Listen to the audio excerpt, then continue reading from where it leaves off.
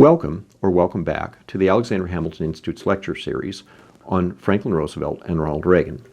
I'm Dr. David Frisk, a resident fellow at the AHI and a PhD in political science. This will be the first of 8 lectures on President Reagan after the 8 I did on President Roosevelt, which are available on YouTube. Our series was inspired by an adult class on those presidencies, which I taught at the AHI, an educational nonprofit organization here in upstate New York. These lectures, however, are written separately. Each is of podcast length, around 20 minutes. As we have done with FDR, we'll start with Reagan's early life and continue through his pre-presidential career. But in both cases, most of our lectures are about their presidencies. As everyone knows, Ronald Reagan, born in 1911, came from a humble background in small-town Illinois, then had a career as a prominent Hollywood actor, before running for governor of California at age 55. The ways in which and the extent to which a major historical figure's childhood or youth shaped their later achievements are not easy to judge. This may be especially true in the unusual case of a man whose adult life had 2 seemingly very different parts: acting and high-level politics, including the presidency. Nonetheless, the life of the very young Reagan tells us much about the leader that he later became. Ronald Reagan's 2 parents are described as utterly different from each other, with his father, Jack, a charming but sadly underachieving and alcoholic shoe salesman, and his mother, Nellie, in contrast, a strong woman who was both devoutly religious and greatly driven toward 2 things in addition to, but closely related to, her faith: helping the less fortunate in her community and putting on local dramatic productions. It's easy to get the impression, from accounts of his early life, that Reagan's father had far less influence on him than his mother. Jack Reagan, however, was blessed with a friendly, easygoing personality, including a good storytelling ability, all of which were later characteristic of his son and major advantages in his career. But Nellie's great concern for the world and the needy around her was no doubt an important preparation by an example for her son's later public life. And so probably was her unwillingness to believe bad things about people. Reagan would later describe his father as something of a rebel and his mother as a natural do-gooder. Nellie, he recalled, had the conviction that everyone loved her just because she loved them. My father's cynicism never made the slightest impression on her. Among the most striking aspects of Ronald Reagan's boyhood were his active athletic tendencies and his many performances in his mother's church theatricals.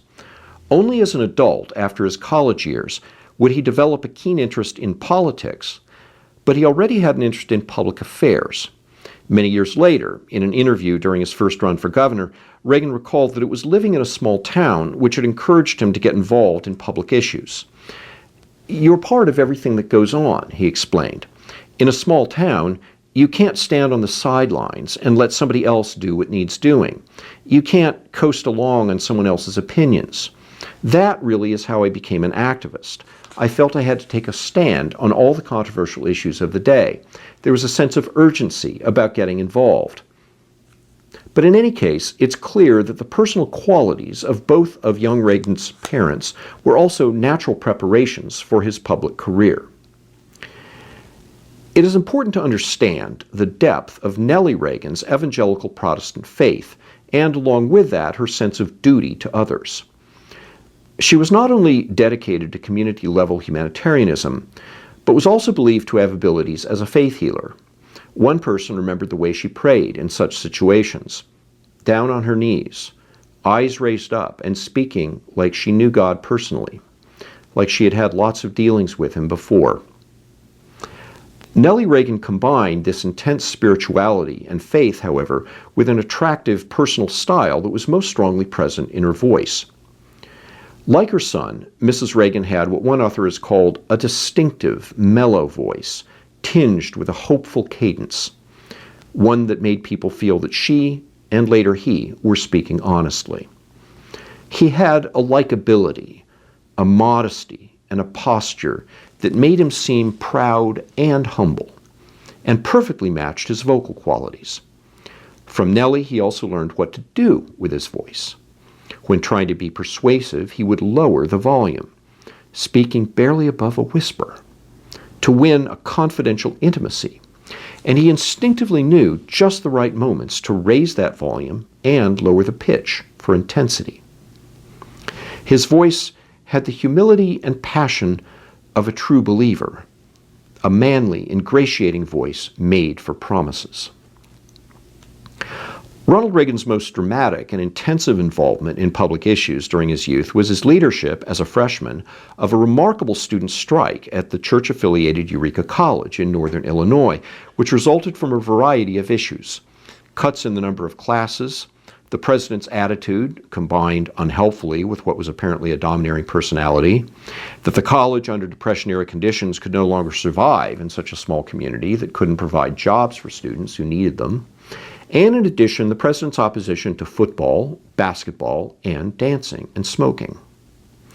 Young Reagan's leadership of the student strike began when he was asked to sell the student body on the idea of staying away from classes in order to force the president's resignation. He rose successfully to the challenge, swaying the student audience's emotions and inspiring a mass response from it. Thus, we see an impressive example of early leadership in Reagan's college years. What we don't see at the time is a great dedication to learning, something that he seems to have taken more seriously in his adult life, even before his political career, when he did a great deal of reading in order to be well informed on public issues and their background. In college, Reagan's excellent memory, his ability to quickly memorize material, and his good ear for words allowed him to do well in his history, English, and French courses. And he seems also to have had a natural ability in economics, a topic that would be of much interest to him as an adult and as a political leader and president. But at Eureka, his studies were not his main priority. Several years after graduating as a young actor in Hollywood, Reagan would recall that he'd actually held back from attempts to be academically excellent, since that would have led him into a coaching job at some small school, which was far from the strong ambition he already had to be in the movies. To get a coach's job at a college, he explained, you naturally had to have a certain scholastic standing, so I was careful not to get it. I even dropped some courses so that I'd be behind in the educational credits. The very athletic Dutch, as he was known, took more interest in football, swimming, and the drama club. When acting in school plays, he was often said by reviewers to have presence on stage. As for football, the team's manager respected what he recalled as Reagan's notable nerve and determination. But although he loved the sport, as so many Midwestern boys of his generation did, Reagan was better at swimming and, of course, had spent summers during high school as a lifeguard on a dangerous stretch of river near his hometown of Dixon. He ran track, became the college's swimming coach, and a cheerleader for the basketball team, and was president of the Boosters Club, an editor of the yearbook, and a member of the student senate. As a young man from a poor family, he also did work on the campus like shoveling snow, waiting on tables, and stoking furnaces. It seems likely the Dutch never had a free moment. A few additional points about Reagan and the Depression. His father, Jack, was laid off at around Christmas time in 1931, and he and Nellie moved into just one room of their previous apartment with no kitchen, only a hot plate. The grocer stopped their credit, and neighbors brought in food on trays. For similar reasons, many students at Eureka College had to drop out. Dutch sent his parents money he had earned and pulled in his belt. Since Jack Reagan was unable to find a job, he put all his energy in the coming year, 1932, into volunteer work for presidential candidate Franklin Roosevelt and the Democrats, who were very much the minority party in Dixon and northern Illinois. The Depression, though, wasn't an entirely new experience for the young Reagan. As Ann Edwards, author of the main book on his early life, observes, Dutch had not seen the prosperity the rest of America saw in the 20s.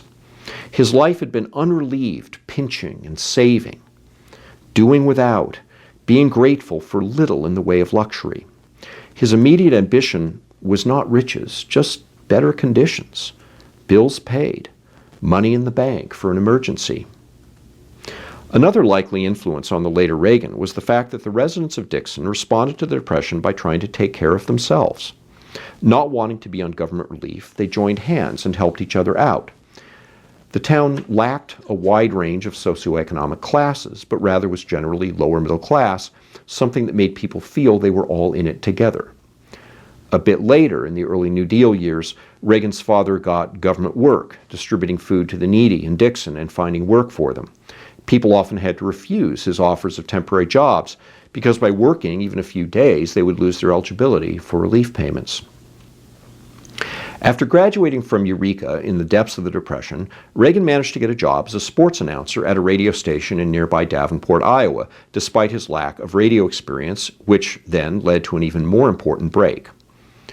Before long, he was hired as chief sports announcer at one of the Midwest major stations, WHO in Des Moines, a job that doubled his previous salary, made him a local celebrity, and brought him the contacts that within a few years helped lead to his opportunity to become a movie actor. Within a short time, Dutch Reagan was familiar throughout the Midwest among sports fans. He was the voice of Big Ten college football, also broadcasting Chicago Cubs games. He often had to pretend to be at the game and was quite talented at describing it from the studio. Reagan clearly enjoyed his status as a well-known personality in Des Moines, happily waving like a friendly celebrity at people who recognized him. Even in his very full dating life, he was comfortable with, as it's sometimes called in politics, seeing and being seen. One model he went out with would later recall how he would look over his shoulder more than at her, scanning the crowd, she said, like a born politician. As a young man, and even into early middle age, Reagan was not only a Democrat, but a very liberal Democrat who strongly supported President Roosevelt and the New Deal. But in Des Moines, he began his strong penchant, which would soon set him apart from people in Hollywood, for detailed opinionating on current events and politics. He was exposed to well-informed Republican views and decided it would be important to do his homework in order to effectively counter them. A friend later remembered Reagan's passion in these discussions, the tight, chin-jutting demeanor with which he expressed his views. Perhaps the first right-of-center influence on the young liberal was a man named Harold Gross, who was then WHO's news director and later a longtime congressman from Iowa. Whenever Gross, or another conservative whom Dutch knew and often talked with, made a point that he felt unable to answer to his full satisfaction, he would look through books and articles before they next met in order to be better prepared. By the end of his years in Des Moines, he remained as enthusiastic as ever about Roosevelt, but had started to talk more negatively about the federal government for becoming too intrusive into people's lives. He also seems to have agreed with his father that living on relief or welfare was degrading for those who experienced it, and that major unions were too often controlled by thugs. Despite his own financial comfort in the radio station job, the young Reagan remained close to his hard-pressed parents, not just personally, but even to an extent in terms of his modest lifestyle. He enjoyed being something of a man about town, yet did not become a big spender. He also remained strongly influenced by both his mother's selfless compassion and his father's down-to-earth camaraderie with people, despite what were already his great ambition and his strong ego. Reagan's father had suffered a heart attack and could no longer work. His mother, meanwhile, had been toiling 10-hour days, 6 days a week, mostly on her feet so they could get by. He had a budget, and he held fastidiously to it, Ann Edwards writes. He shunned credit and bought only what he had saved money to buy. He was the first to offer comfort to anyone in ill health or suffering grief. He had retained his boyish charm, his Irish way with a story, and a guilelessness or innocent manner that never ceased to surprise. He had an extreme modesty along with his remarkable voice, which was simultaneously hospitable, straightforward, charming, and persuasive. As biographer Lou Cannon would write many years later of both the young and the later Reagan, he had faith in the future of the country and in his own future, and his unfailing optimism and self-deprecating humor commended him to others.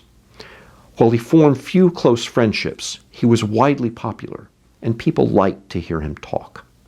He had a fantastic memory and a knack for explaining things. One example of another Reagan characteristic, his frequent good luck, was the connection between his WHO job and his start in Hollywood.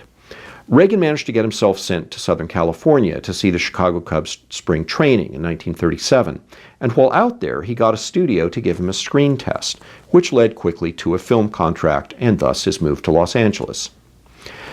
It helped that he already had some contact with the industry due to the fact that celebrities sometimes came through Des Moines on personal appearance tours, and one of his responsibilities between sporting events was to interview them. Next time, we will discuss several key points about Reagan's years in the movie world, and later as a public speaker for General Electric.